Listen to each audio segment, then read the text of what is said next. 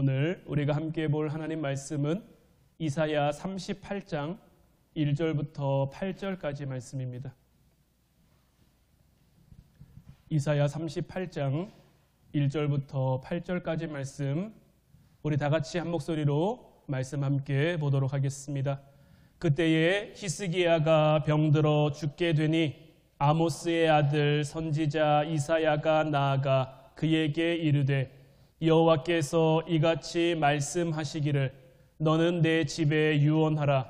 내가 죽고 살지 못하리라 하셨나이다 하니, 히스기야가 얼굴을 벽으로 향하고 여호와께 기도하여 이르되, 여호와여 구하오니 내가 주 앞에서 진실과 전심으로 행하며 주의 목전에서 선하게 행한 것을 기억하옵소서 하고, 히스기야가 심히 통곡하니 이에 여호와의 말씀이 이사야에게 임하여 이르시되, 너는 가서 히스기야에게 이르기를 내 조상 다윗의 하나님 여호와께서 이같이 말씀하시기를 내가 내 기도를 들었고 내 눈물을 보았노라. 내가 내 수한에 15년을 더하고 너와 이 성을 아수르 왕의 손에서 건져내겠고 내가 또 이 성을 보호하리라.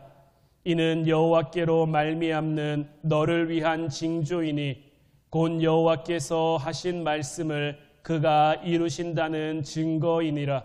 보라, 아하스의 해시계에 나아갔던 해 그림자를 뒤로 10도를 물러가게 하리라 하셨다 하라 하시더니, 이에 해시계에 나아갔던 해 그림자가 10도를 물러가니라. 아멘. 할렐루야. 오늘 이 시간에는 히스기야의 기도라는 제목 가지고 우리가 함께 말씀 나누며 은혜 나눌 때에 하나님의 함께 하심이 여러분들 가운데 풍성히 임하기를 주님의 이름으로 축원해 드립니다. 오늘 말씀은 우리가 잘 아는 말씀이기도 하고, 기도하는 사람들이라면 참 좋아하는 말씀 가운데 하나입니다. 왜냐하면 히스기야가 병들어서 죽게 됐는데 이미 하나님께서 하나님의 사람인 이사야를 통해 히스기야에게 선포했단 말이에요. 너는 내 집에 유언하라. 너는 이제 죽게 될 거다. 그때 히스기야가 어떻게 합니까? 하나님 앞에 기도하죠. 하나님 앞에 기도했더니 이미 이사야를 통해 선포했던 그 말씀을 돌이켜 그의 생명을 15년이나 연장받았고, 이것에 대한 징표로 해시계가 10도 뒤로 물러나는 사건, 이것이 오늘 말씀의 내용이잖아요. 기독교 신앙에서 우리가 기도하면 응답받는다, 이거는 우리 그리스도인들에게 너무 당연한 진리입니다. 기도하면 응답받죠. 여러분들 믿으십니까? 기도하면 우리 하나님은 얼마든지 응답하시는 분이란 말이에요. 그러나 오늘 말씀에 소개된 이 히스기야의 기도 사건은 단지 한 개인의 어떤 소원이나 그에 대한 응답에 관한 것이 아니라 치열한 어떤 역사의 현장 속에서 하나님의 개입이 어떻게 일어났으며 그것을 우리가 어떻게 받아들이고 어떻게 이해해야 되는 그러한 문제를 우리에게 던지고 있습니다.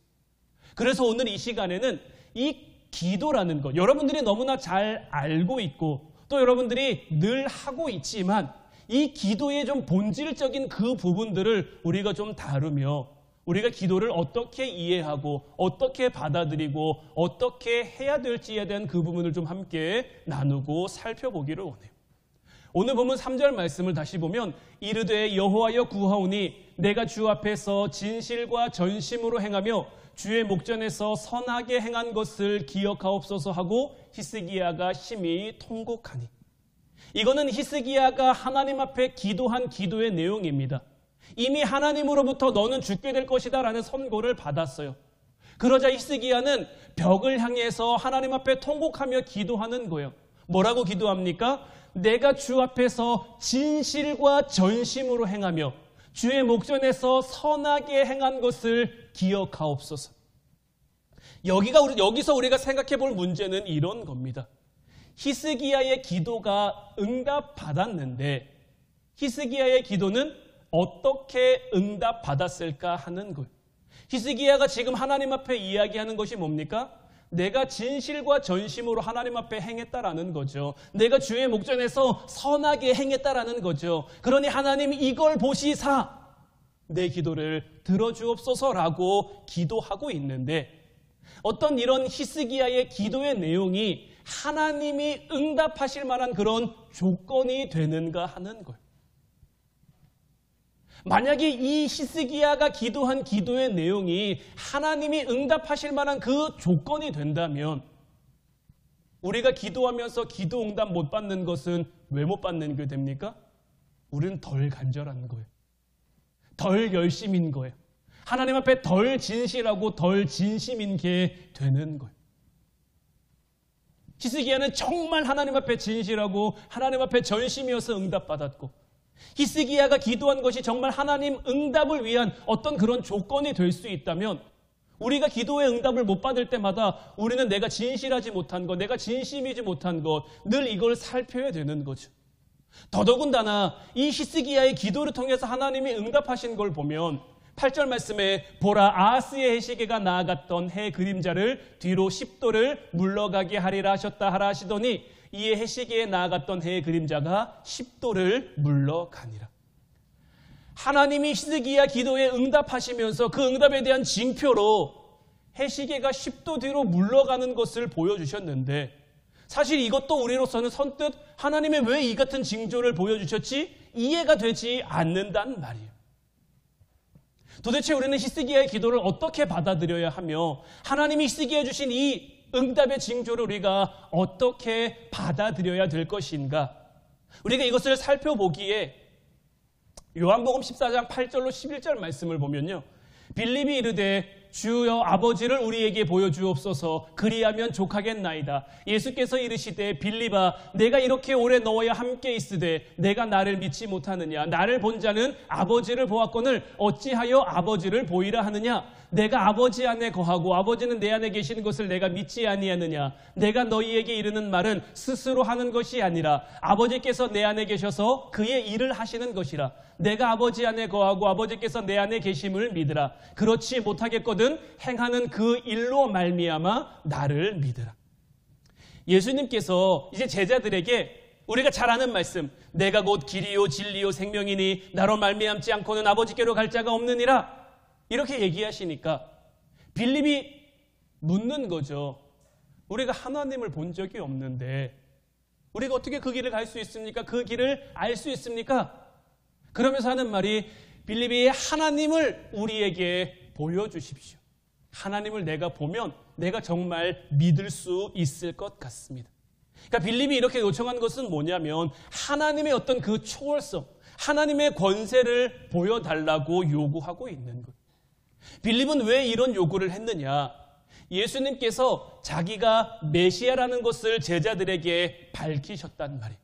하나님의 아들이고 이 세상을 구원할 구원자라는 것을 그들에게 밝히셨고, 또한 자신이 메시아면서 이스라엘에 약속한 구원자면서 또 요한복음 1장을 통해서 사도 요한이 계속해서 사도 요한이 계속해서 말씀했던 말씀이 곧 예수님이고 이 말씀이 곧 하나님이고, 그러니 내가 지금 여기에 와 있는 것은 내가 이 땅의 메시아이면서 구원자이면서 하나님이다, 이렇게 지금 제자들에게 이야기를 했단 말이에요. 그런데 빌립이 생각하기에는 어떤 생각이 있냐면, 자, 하나님은 어떤 분입니까? 온 세상을 창조하신 분이잖아요. 하나님이 창조하신 창조 세계에 하나님이 들어오면 어떤 일이 일어날까요? 하나님이 만드신 그 세상 안에 하나님이 들어오셨어요. 그럼 그 세상은 하나님을 알아야 될까요? 몰라야 될까요? 알아야죠. 또 이 세상을 하나님의 마음대로 할 수 있을까요? 없을까요? 하나님이 만드신 세상이니까 당연히 하나님 마음대로 할 수 있죠. 그러니까 예를 들어서 여러분들이 여름 해변에 있는 백사장에 갔단 말이에요. 거기에 모래성을 여러분들이 짓고 싶은 대로 막 만들었어요.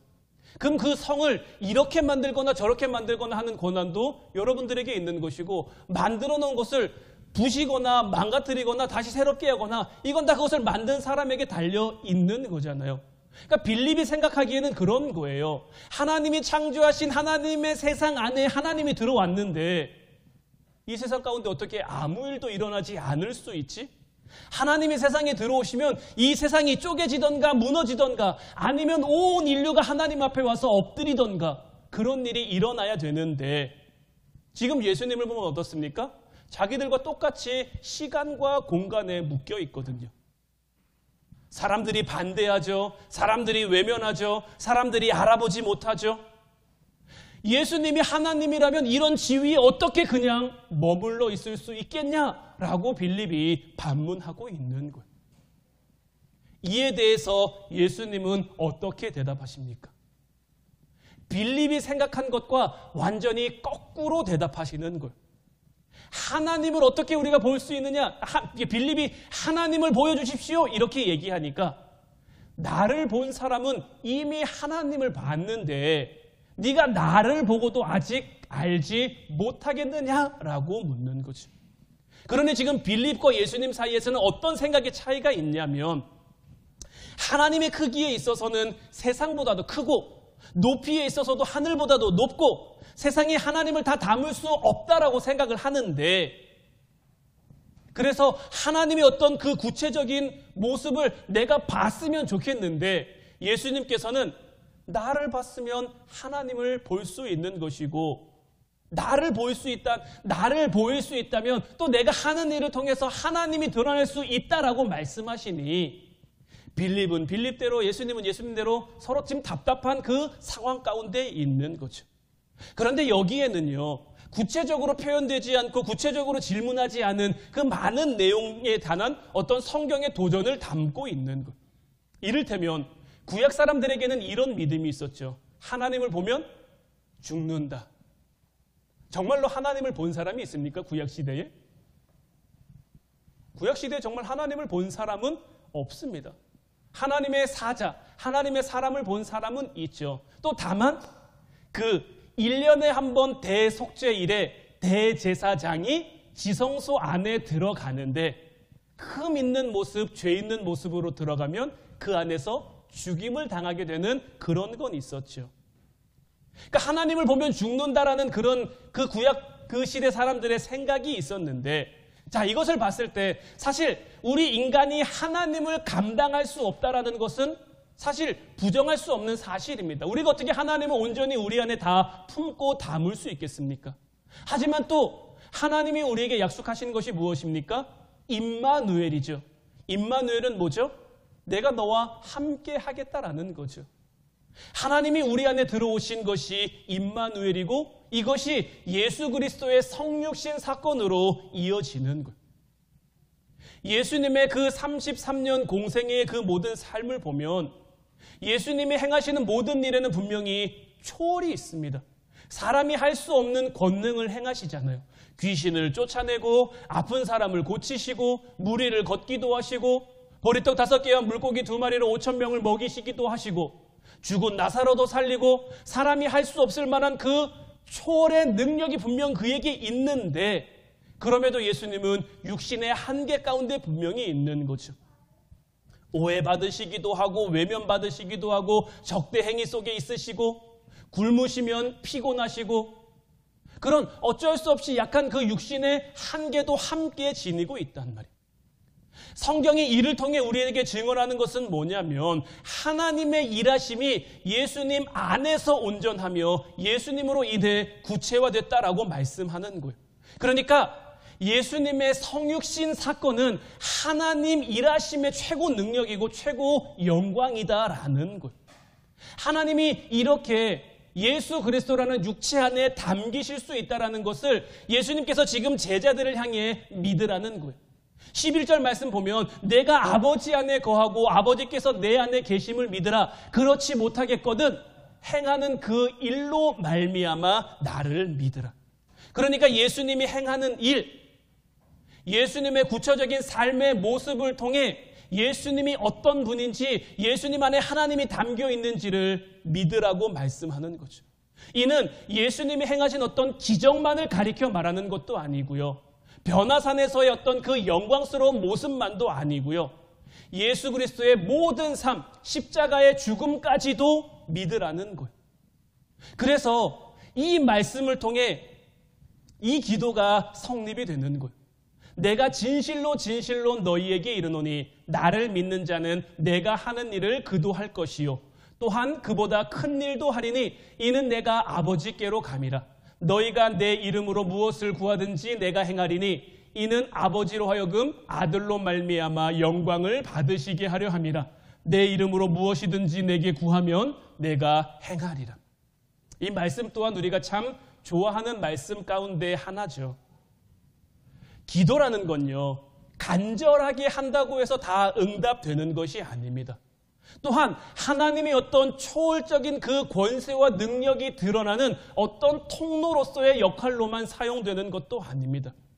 예수님께서 구체적으로 육신의 몸을 입고 이 땅에 현실로 살아내신 것을 근거로 해서 우리의 기도가 성립될 수 있다라고 하시는 거예요. 조금 여러분들에게 어려울 수도 있는데 이 부분 우리가 조금 더 깊이 살펴보면 요한복음 17장을 보면 예수님의 기도가 나옵니다.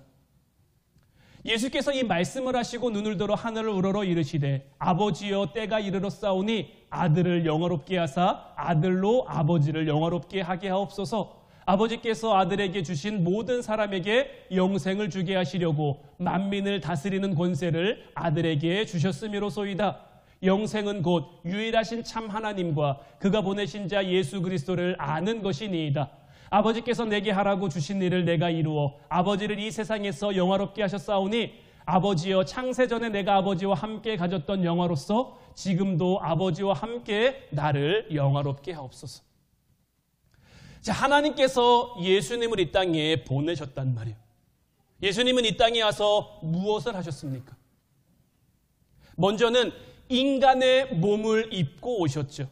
하나님은 모든 인류가 걷는 길을 예수님으로 하여금 똑같이 걷게 하셨어요.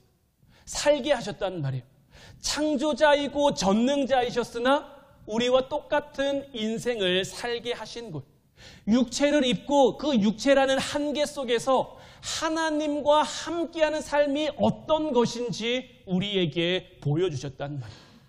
그런 조건에서 겪어야 하시는 그 모든 일, 심지어는 모욕받으시고 고난받으시고 박해당하시고 배신당하시고 죽음을 당하시기까지 했죠.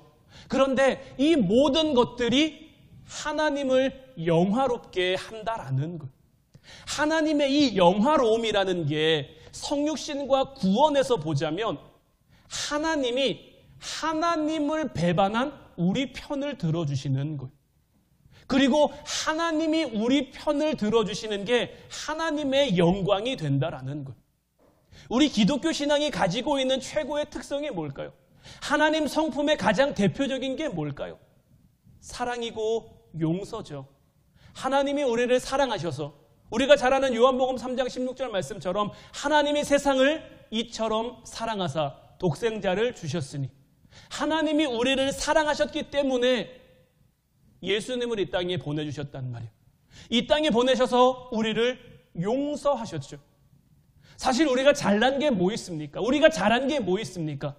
아담과 하와 때로부터 지금까지 인류는 항상 죄를 향해 나아갔습니다. 하나님이 돌이키게 하면 또 죄짓고 하나님이 돌이키게 하면 또 죄짓고 깨닫고 잠시 돌아온 듯 하다가 또 죄짓고 잠시 또 돌아온 듯 하다가 또 죄짓고 그런데 이 하나님께서 이런 우리의 편을 들어주시기 위해서 예수님을 우리에게 보내주신 것. 죽음의 자리로 나아가고 있는 우리를 대신해 예수님을 죽음의 자리로 몰아넣으시고 우리를 편들어 우리를 살려주신 것. 우리와 같이 운명을 하시며 이 땅의 삶을 살아가게 하신 것이 바로 예수님의 십자가 사건이란 말이에요. 그리고 이 모든 것이 하나님께 영광이 된다라는 거예요. 그래서 요한복음 17장 18절 22절 말씀 보면 아버지께서 나를 세상에 보내신 것 같이 나도 그들을 세상에 보내었고 또 그들을 위하여 내가 나를 거룩하게 하오니 이는 그들도 진리로 거룩함을 얻게 하려 함이니이다. 내가 비움든 것은 이 사람들만 위함이 아니요 또 그들의 말로 말미암아 나를 믿는 사람들도 위함이니 아버지여, 아버지께서 내 안에, 내가 아버지 안에 있는 것 같이 그들도 다 하나가 되어 우리 안에 있게 하사 세상으로 아버지께서 나를 보내신 것을 믿게 하옵소서. 내게 주신 영광을 내가 그들에게 주었사오니 이는 우리가 하나 된 것 같이 그들도 하나가 되게 하려 함이니이다. 자, 하나님께서 예수님에게 영광을 주셨다라고 됐는데 하나님께서 예수님에게 주신 영광이 뭘까요?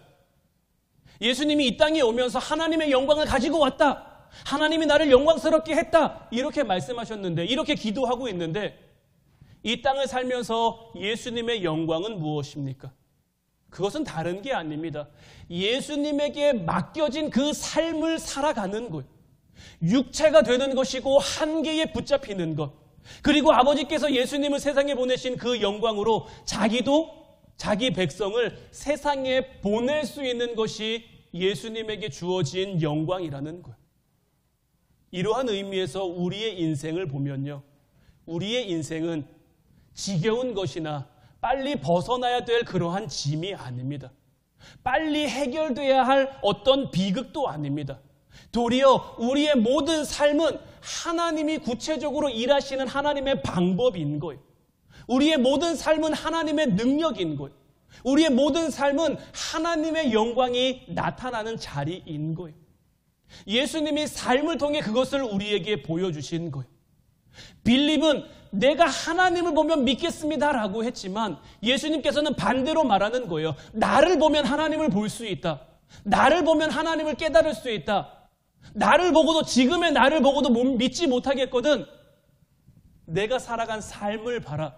내가 이렇게 육신의 몸을 입고 이 땅에 왔고, 내가 이렇게 너희들을 사랑했고, 내가 이 땅 가운데 초월적인 하나님의 능력을 행했고, 하지만 사람들의 외면 가운데, 사람들의 모욕 가운데, 사람들의 배반 가운데 내가 십자가를 지는 이 모든 것이 하나님께서 내게 주신 영광이고, 이 영광은 나를 위한 것만 아니라 하나님께서 나를 이 땅에 보내신 것처럼 내가 이 세상 가운데 보내는 너희들에게도 마찬가지다라고 이야기를 하고 있는 거예요. 우리는 자꾸만요, 어떤 기준이나 어떤 개념이나 어떤 원칙 같은 것들로 성경이 정말 우리에게 하고자 하는 그 이야기들을 걸러낼 때가 있어요. 성경은 우리에게 따뜻한 책입니다. 여러분들에게 성경은 어떤 책입니까? 성경은 우리에게 따뜻한 책이에요. 그런데 자꾸 우리가 성경을 어떻게 받아들이냐면 어떤 딱딱한 법칙, 딱딱한 법전, 딱딱한 어떤 그런 규칙 같은 걸로 우리가 받아들여서 하나님의 말씀은 지키기 어려운 것, 하나님의 말씀은 행하기 어려운 것, 이렇게 자꾸 배척하고 밀어내니까 하나님의 말씀이 정말 우리에게 하고자 하는, 하나님이 정말 우리에게 들려주고자 하는 그 메시지와 음성을 우리가 잘 들을 수가 없는 것. 지금 여러분들의 신앙생활은 어떻습니까? 여러분들 예수님 믿으면서 행복하십니까? 여러분들 하나님 믿으면서 기쁘십니까? 여러분들이 예수님을 믿는데, 여러분들이 하나님을 믿는데 기쁘지 않다면, 내가 걸어가는 신앙의 길이 나를 설레게 하거나 나를 기대하지 못하게 한다면, 내가 걸어가고 있는 이 신앙의 길이 나를 주눅들게 하고 내 몸을 굳게 하고 나를 긴장하게 한다면, 어쩌면 지금 우리가 걸어가고 있는 이 신앙의 길이 조금은 잘못된 길, 조금은 잘못된 방향일 수 있는 것. 우리는 신앙을 이야기하면서 때론 울기도 하지만 얼마든지 웃을 수 있어야 되는 것. 이것이 하나님이 예수님을 통해 우리에게 들려주고 계시는 영광에 대한 이야기인 것. 예수님께서 이 세상에 오신 것은 우리를 구원하시기 위해 희생한 길이 아니라 영광으로 오셔서 영광을 이루신 길인 거예요. 그러니 이 길은 기쁨이 가득한 길이에요. 그 기쁨은 아버지의 뜻을 이루는 것이었죠. 물론 그 길을 걷는 순간순간은 힘들기도 합니다. 어려움이 우리에게 찾아오는데, 힘듦이 우리에게 찾아오는데 왜 안 힘들겠습니까? 예수님도 겟세마네 동산에서 이 잔을 옮길 수만 있으면 옮겨달라고 기도하잖아요. 그 순간순간은 힘들고 어렵지만 내가 걸어가는 이 길을 보면 기쁨이고 감사고 소망이고 기대인 거예요. 여러분들이 걸어가는 이 여러분들 인생이라는 그 길이 어떤 순간순간에는 힘듦이고 아픔이고 괴로움이고 때로는 절망처럼 여겨질 수도 있지만 하나님께서는 이 길을 통해 우리를 복되게 하시고 영광스럽게 하시고 또한 우리가 걸어가는 이 길을 통해 하나님의 영광이 되게 하신다라는 것. 왜냐하면 그 길을 통해 하나님은 하나님의 뜻을 이루어 가실 테니까요. 에베소서 1장 3절부터 6절까지 말씀을 보면 찬송하리로다 하나님 곧 우리 주 예수 그리스도의 아버지께서 그리스도 안에서 하늘에 속한 모든 신령한 복을 우리에게 주시되 곧 창세전에 그리스도 안에서 우리를 택하사 우리로 사랑 안에서 그 앞에 거룩하고 흠이 없게 하시려고 그 기쁘신 뜻대로 우리를 예정하사 예수 그리스도로 말미암아 자기의 아들들이 되게 하셨으니 이는 그가 사랑하시는 자 안에서 우리에게 거저 주시는 바 그의 은혜의 영광을 찬송하게 하려는 것이다. 우리 기독교 신앙에서 우리 하나님이 어떤 분인가를 아는 것 굉장히 중요합니다. 내가 믿는 하나님이 어떤 하나님인지, 내가 믿는 하나님이 내 아버지 하나님인지 아니면 남의 아버지 하나님인지, 내가 믿는 하나님이 나를 사랑하시는 분인지 아니면 다른 사람을 사랑하시는 분인지, 이게 아무것도 아닌 것 같아도요, 정말 내 삶 가운데 내 확신과 내 경험과 어떤 내 믿음과 내 신앙이 있느냐가 굉장히 중요한 것. 그리고 그것은 무엇입니까? 하나님께서는 우리를 이 땅에 보내시면서 하나님 자녀, 하나님 백성으로 살아가게 하시면서 6절 말씀에 나와 있는 것처럼 그의 은혜의 영광을 찬송하게 하려는 것. 하나님은 우리의 삶을 통해 우리의 삶이 하나님의 은혜의 영광을 찬송하기를 원하는 것. 그리고 이것이 1장 12절, 에베소서 1장 12절 말씀에 이는 우리가 그리스도 안에서 전부터 바라던 그의 영광의 찬송이 되게 하려 하십니다. 그러니까 이 사도 바울은 에베소서 1장을 통해서 우리에게 뭘 말하고 있냐면 하나님은 우리에게 은혜의 영광의 찬송이 나오게 하기를 원하는데 이것이 단순히 우리의 입술로 고백되어지는 찬송이 아니라 우리 자체가 은혜의 찬송, 은혜의 꽃, 영광의 꽃이 되게 하기를 원하신다라는 것. 우리가 전에 이사야 말씀 보면서 그날이 오면은 광야에 꽃이 피고 사막에 밭이 되고 이런 말씀을 함께 나눴죠. 그것이 무엇입니까? 광야에 꽃 몇 송이 피어난다가 아니라 사막에 그냥 꽃 몇 송이 자란다가 아니라 그 사막 자체가, 광야 자체가 변해서 그 밭이 되게 된다라고 말씀드리는 것처럼 하나님의 우리의 삶을 통해 우리의 삶의 어떤 한 부분이 하나님의 영광이 되는 것이 아니라 우리가 믿음 생활 잘하고 우리가 신앙 생활 잘하고 우리가 하나님 앞에 기뻐 찬양하면서 예배할 때만 우리가 하나님께 영광이 되는 게 아니라 우리의 모든 삶, 내가 힘들어할 때도, 내가 아파할 때도, 내가 어려워할 때도, 때로는 내가 길을 잃고 방황할 때도 이런 우리의 모든 삶이 하나님의 영광의 꽃이 되게 할 것이다라고 지금 사도 바울을 통해 우리에게 말씀하는 것. 이것이 요한복음 17장을 통해서 예수님이 우리에게 주신 말씀이고 또한 사도 바울이 에베소서 1장을 통해서 우리에게 이야기하는 중요한 것. 자, 하나님은 누구십니까? 하나님은 우리를 어떻게 대접하십니까? 하나님은 우리에게 무엇을 목적하십니까? 우리의 인생은요, 하나님의 능력이 드러나는 자리가 되는 것이고요. 우리의 모든 삶은 하나님의 명예가 되는 것. 때로는 우리가 정말 지긋지긋해하는 우리의 인생을 통해서 하나님은 그 모든 것을 만들어 가시는 것. 욥이라는 인물을 우리가 잘 압니다. 참 힘들었죠. 아팠죠. 가진 거 다 잃고 자녀 잃고 하나뿐인 마누라는 도망가고 친구들은 와서 갈궈대고 몸은 병들고 기와장으로 몸을 벅벅 긁지 않으면 견딜 수 없을 정도로 아프고 힘든 그때에 욥도 항변한단 말이에요. 하나님 도대체 내가 뭘 잘못해서, 하나님 내가 도대체 뭘 그렇게 틀린 길을 걸어서 이와 같은 것을 나에게 허락하십니까? 이 친구들은 도대체 나한테 와서 왜 이럽니까? 나는 잘못한 게 없는 것 같은데, 나는 죄진 게 없는 것 같은데, 나 나름 잘 살아온 것 같은데 왜 내가 이런 일을 겪어야 됩니까? 그때 하나님이 욥에게 보여주신 것이 무엇입니까? 하나님이 천지를 운행해 가시는 것을 보여주신 것. 네가 왜 힘든지에 대해서 설명해 주시는 것이 아니라, 네가 왜 이런 길을 겪어야 되는지에 대해서 말씀해 주시는 것이 아니라 하나님이 이 세상을 운영해 가시는 그 방식을 보여준 거예요. 그 순간 욥은 깨닫습니다. 나의 모든 삶이 하나님의 뜻하심 가운데 있구나. 나의 모든 삶이 하나님의 계획하심 가운데 있구나. 그리고 나서 욥이 고백하는 것이 무엇입니까? 내가 전에는 주님을 귀로 듣기만 했는데 이제 내가 눈으로 봅니다. 그러니 내가 정말 전심으로 회개합니다. 내가 정말 무지해서, 내가 정말 몰라서 하나님의 뜻, 하나님의 그 계획하심을 함부로 이야기하고 함부로 평가했습니다. 우리의 인생은요, 여러분들의 인생은요, 하나님의 명예가 되는 자리인 거예요. 때로는 우리에게 너무나 힘들고 너무나 아프지만, 때로는 이 시간과 공간 속에 붙잡혀서 우리가 아무것도 아닌 것처럼 여겨지는 이런 우리의 인생이 하나님의 영광이 되는 것이고 하나님의 명예가 되는 것.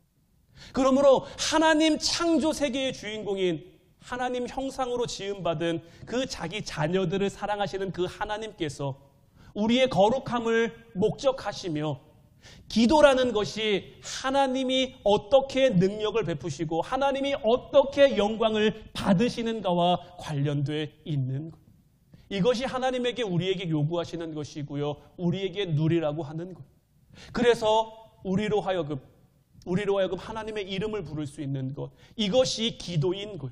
우리가 이런 지위, 이런 관계, 하나님과 이런 관계를 회복하지 못하면요, 하나님과 이런 관계를 만들어가지 못하면요, 우리는 기도할 수 없고요, 이런 관계가 아닌 그 관계 속에서 우리가 하나님 앞에 기도하면 하나님은 우리의 기도를 듣지 않으십니다.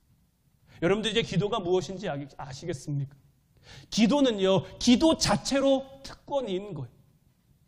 정말 하나님의 자녀된, 하나님의 뜻하심 가운데 있는 우리만 할 수 있는 것이 기도인 거예요. 응답은 그 다음 문제인 거예요. 또 우리 하나님께서 이런 관계 속에 있는 우리의 기도에 응답하지 않으실 리도 없는 거고요.